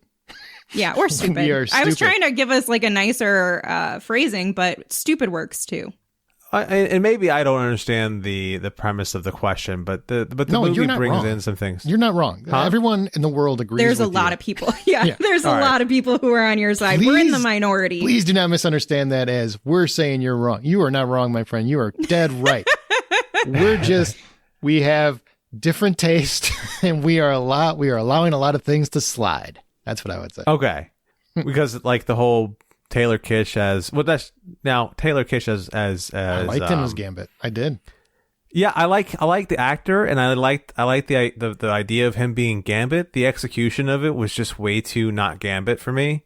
The only thing in that movie I really hated will be the obvious thing, which is Deadpool. It's just awfully done. It has zero to do. I mean, I like him at the beginning when he's Wade Wilson, but it has zero to do with the character of Deadpool. I don't even understand that choice. That's the only thing I really don't like. All right. I think we're in agreement then. Sure. All right, Amanda, what's your first bad or great movie premise that wasn't a great movie. So I decided to go with Green Lantern, keeping on the superhero concept. Oh, all three of our first ones are just going to connect. I like it. Yeah. To give a synopsis of the movie, a reckless test pilot, Hal Jordan, is granted an alien ring that bestows him with otherworldly powers that inducts him into an intergalactic police force, the Green Lantern Corps. Now, in theory, Green Lantern should be awesome. Green Lantern should be fun, but Green Lantern, and to cite an individual who has been a guest on The Hollywood Outsider and who is a host on Smirk, Zach Parkerson, he says that Green Lantern should be Star Wars meets The Lord of the Rings in a superhero universe. And I think for most people, that's like, heck yeah, I want that. That is not what we got. We did not get that. We got horrible. I mean, whoever decided that we should just CGI the costume instead of just making a real costume just made poor decisions. I'm convinced that was all of the people that had seen Ryan Reynolds, without a shirt on. And they were all like, we could get this for like 3 months. Just do a CGI suit, guy. CGI suit. Let's do that. And he also was probably not the best cast for that. I mean, he was bad. I don't think. What? No, yeah, but he's great. He was he- not the problem in that movie. He is not the problem with that movie whatsoever. He I is don't think not the representation of Green Lantern as a character. He is not supposed to be that smarmy. I think Yes, he is. Every character. No, he's should be that. not. No, he's not, John. He's not in the comics. He's not supposed to Okay. be that smarmy. So while we love Ryan Reynolds, and I'm on 100% board with that, that was just not the best pick for Green Lantern. And I'm just a little disappointed because after learning more about the character and the world and the comics, this could have been something really great. I agree it could have been something great. I don't agree that I think Ryan Reynolds can play just about anything, and I'm all for it. My problem with this is it was just too much CGI. It was like a blender of CGI, and none of it made sense. It's just like, let's make everything. Why? Because Green Lanterns can do that. Okay. And so many why? villains. Yeah, there's a lot of stuff going on. Yeah. Yeah, it didn't know what it wanted to be, and it had too much going on. Ryan Reynolds was not the problem. However, it would have been a great movie for Nathan Fillion to be Green Lantern. He does play Green Lantern in some of the animated stuff. Oh, I actually did not know that. I didn't care. This would be, I think we have to keep in mind, though, this was before like the big superhero combustion of everything. Yeah. So they didn't have like a real working, I mean, to be fair, they don't really have a great working yet. Anyway, but there wasn't a good map out of what a superhero movie should be like at this point. So I think if they were to do that now, there would be much more clear direction on how to translate the comics into a film. Well, they're getting an HBO Max series now, so that should be really good. Yeah. That should be interesting. Mine connect because of 6 Degrees of Ryan Reynolds. The first row is all Ryan Reynolds bombs. No, just kidding. Just kidding. It connects to Wolverine. That's how it connects. X-Men The Last Stand and Dark Phoenix. I am saying both of them. And I actually like... Can you do this? I can do whatever I want. So It's kind of his show. Yeah, that's true. I never said you couldn't, but it's the same plot. So that's why I'm saying it's the same plot. The Dark Phoenix storyline, one of the best I know this one, and one of the best storylines in comics. It's a fantastic story. And while I kind of enjoyed the Dark Phoenix version, I did not enjoy The Last Stand in any aspect.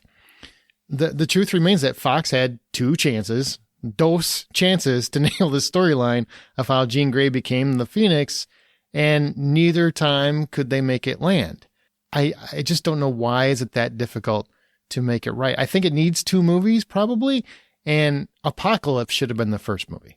That's what I think. But it's just wasted opportunity because that's a great storyline. John, you're more the comic guru on our show. Do you agree with that? Do you feel like...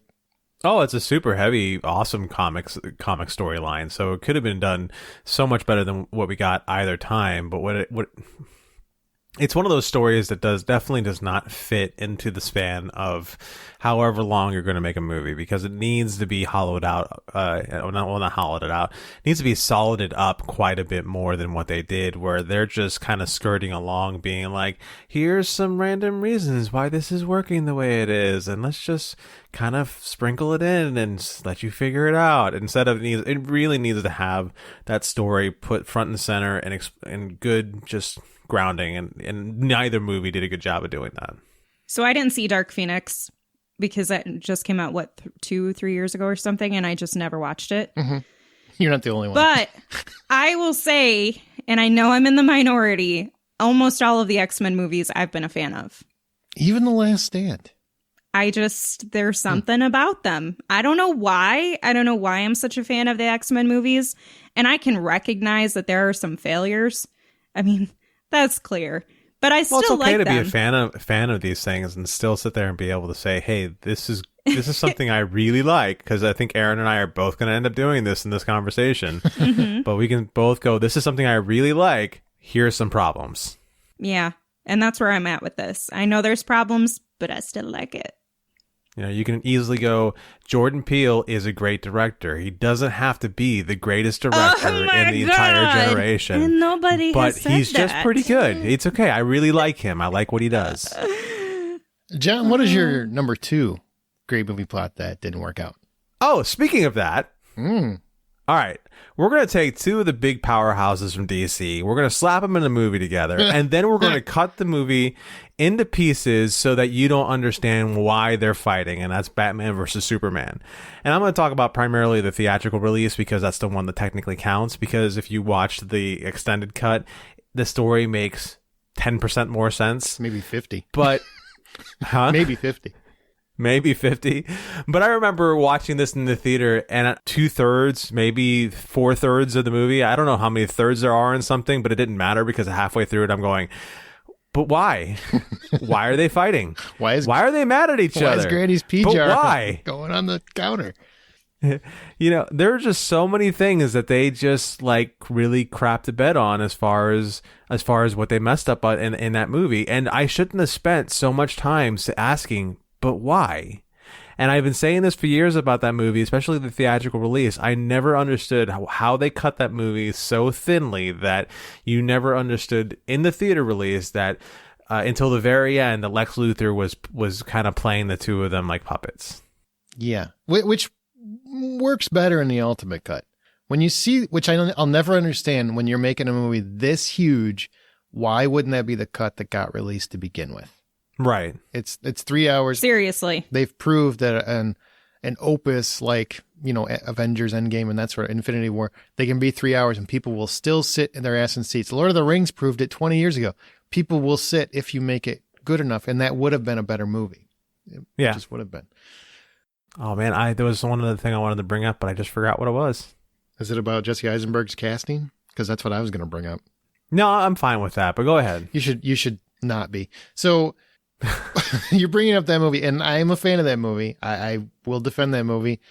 Martha, I won't defend as much, but I get it. I just don't think it works as well as Snyder keeps telling everybody it does. No, but it's hilarious at this point. Yeah, it's its own meme at this point. It's its own GIF. I mean, it basically just runs the gamut. But I will honestly say I think Zack Snyder has one of the most inspired casting minds of any director working. I firmly believe that. There's a lot of actors I never would have expected to be in the roles that they were in who just dominated. Look at the comedian in Watchmen. Look at Aquaman, Jason Momoa. What? Look at Gal Gadot. Never, for most people, she doesn't fit that bill. They wanted someone more curvy. They wanted whatever. They wanted something. And so I think he's really, really talented at picking the right person for a part, with the really strong exception of Jesse Eisenberg. I really thought he was going for something more bold that didn't work. And I know Cranston was on the table at one point. Just think in your mind, John, how much better that movie would have been if Lex Luthor was Bryan Cranston. Just think. Yeah, you got me on that one. You definitely got me on that one. It's just like one of the biggest misses in casting. I just think would have completely turned reaction to that movie around. My only other problem with that movie is the actual fight between Batman and Superman. Should have been 30 seconds long.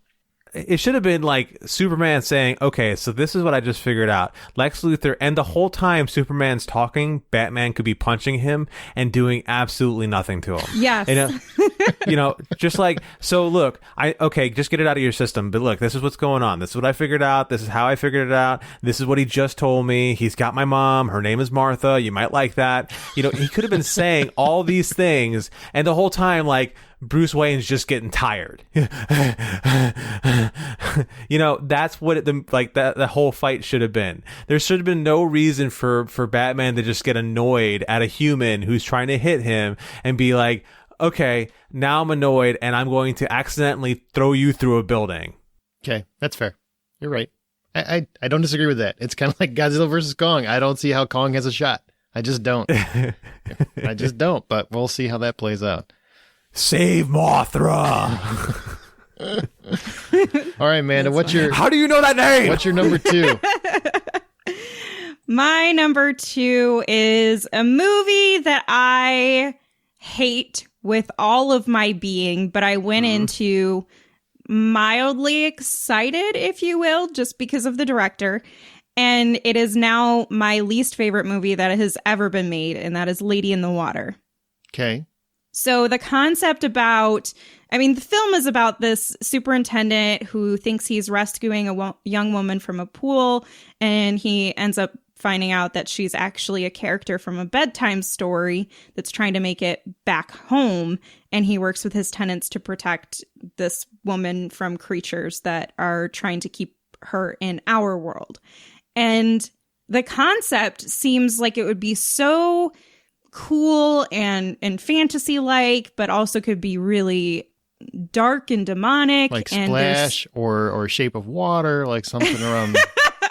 Just something that actually does something with the story. Sure. Whereas Lady in the Water does nothing. I mean, literally, it does not do anything with the plot. And it just, none of it works. None of it makes sense. It was such a disappointment because you know who's attached to it. You know who should be making this something good. And it failed on so many levels. I know I've talked about Lady in the Water being a terrible movie, but what do you guys think of Lady in the Water? No, it's a terrible movie. I'm with you. Okay. 100%. Yeah. The only surprise ending for that movie was it's over. Oh, God, I'm so surprised. Thank God. Yeah. Thank God we can leave. Yeah. I kind of love the movie. Yeah, you would. What? You would. You just... I really love the story. Like, the guy, he thinks he's nothing, but he's trying to help her, and he thinks it becomes his job to just like find all the people who are more important to saving her and putting them together. But it turns out that that's not his job at all, but he's actually ends up being more important to her whole life than he ever expected. I mean, I just think there's something great and beautiful about that, where he's just somebody who thinks he's nothing, and it turns out he's a lot more than that. Thank you for selling my point, John. This could be such a great concept, and it could work on so many levels, but it failed to do so. But I'm glad that you extracted the positive elements of the story. Yeah, everything. Yeah, it worked for me. Everything John said was the movie I thought I was getting. Yeah, right. I didn't see any of that. So I don't know if you just heard the plot and then you fell asleep. So then in your mind, because you're a creative fella, you're an artist. I don't know, maybe in your mind you just saw the movie that should have been made, because that's not the movie I saw. The movie I saw just sucked. I purposely sat down and rewatched this movie a couple times. Shame on you. Why would you purposefully do that to yourself? Yeah. Because I really like it. It makes me happy. I'm not going to shame you for liking the movie. I will. I will. Give me time. This is supposed to be a safe place, Aaron. Give me time. All right. Well, my next one is Escape from L.A. It's one of the greatest missed opportunities in film for me. I mean, and I love this movie. Shamefully love this movie despite its flaws. I know organically this is a bad film. So no one needs to write and tell me how stupid I am or how I don't get it and blah, blah, blah, blah, blah. I get it. Bad movie. Still like it because Kurt Russell is Snake Plissken. And I think he's one of the best characters on film in my lifetime. I'm a big fan. And the plot is about the president's daughter. This time takes a device that could shut the whole world down because essentially she's this idealist. She's being used by a thug inside LA, which is now a prison. You know, it's basically like New York, but on the other coast. And Snake is sent in to retrieve both her, maybe, if he can get her out, and this device. It's essentially a remake of Escape from New York. It's just done with a much bigger budget and a lot of stabs at LA culture. All of this should be fantastic. And there's a lot of great ideas in the movie. But had John Carpenter not been on the wrong side of his career when he made this movie, which he was on the downward slope, and had they not hired the absolute worst special effects house in film history to handle the film, this could have been a great movie. Because of those two things, John Carpenter was not on his A game. He was a few years past his prime. Kurt Russell brought it in every single, he committed to the whole movie. It's not just because I love Kurt Russell. He committed to that whole movie. And the special effects are phenomenally horrible. Just phenomenally horrible. They had a $50 million budget. If you watch this movie, you would think it was $8. And that's sad. So that had a great plot and great potential and failed in every possibility. Who's with me on Escape from LA? I mean, I still love it, but you're probably not wrong. I'm not going to disagree with you. Okay. That's cool. Why don't you go watch Lady I in the feel like Water this again? is the most we've agreed. Yeah, probably. This is weird. Probably. All right, John, final one. All right, so my final one, I brought it up a few times on the show for whatever bad thing that needed to be brought up, and I keep on having to bring this thing up because on paper, this movie should be perfect, with the exception of one glaring issue, which is its director and probably the guy who wrote the story. But In the Name of the King, a Dungeon Siege story. Jason Statham one? Jason Statham, Okay. you know, you've got like one of the most amazing put together casts possible for a movie, and then you throw in Yul Bull as the writer director. I think he wrote it. Screenwriter is Doug Taylor, and what you get is a movie where Jason Statham says all of 5 lines. Not inherently At bad. all. Not inherently bad. Could be cool. No, not Stoic, inherently mute, tough. Yeah, it is. It is based off of video game property, but we're not going to count that against it because it has so many things else going wrong with it, like Yule Bowl, or Uwe Bowl, whatever you want to call them. But you know, the cast at the time of this release, you've got Lily Sobieski, John Rhys-Davies, Ron Perlman, Claire Forlani, Christina Loken, okay, take her or leave her, Matthew Lillard, Brian White, Ray Liotta, Burt Reynolds. These are Ray Liotta. Like, Didn't he wear a leather jacket or something through the whole movie? I mean, didn't he? Oh yeah. I remember that. And he's got that Ray Liotta accent. You know, he just stepped out of a freaking Italian restaurant or some stuff, and you know. Hey, where's the pasta at? You know, and Where's the king he's supposed to be a wizard. Where's the king? I'll whack him. Everything about this movie, just like, and the thing is that when I watched this movie, I sat down and ended up watching the entire thing, and everybody else I was watching this movie with went to bed. They just quit. They were like, in the first 5 minutes, they're like, "We are the fuck out of here," and I stuck with it, and I want that time back because how dare they put this cast in a movie and it come out so terribly. Yeah, I mean, I got nothing to say to any of that because it's one of the most awful movies I've ever seen, and I did not finish it, so I don't know how it ends. I don't care how it ends. I mean, you don't need to tell me. I don't really care. It's a movie that I think I made it about 30 minutes in and then just said, c'est Uwe Boll again. All right. He's just doing the same thing. He just does not care. Does not give a shit. Nope. All right. Alrighty then. You win. Well, my last one is In Time.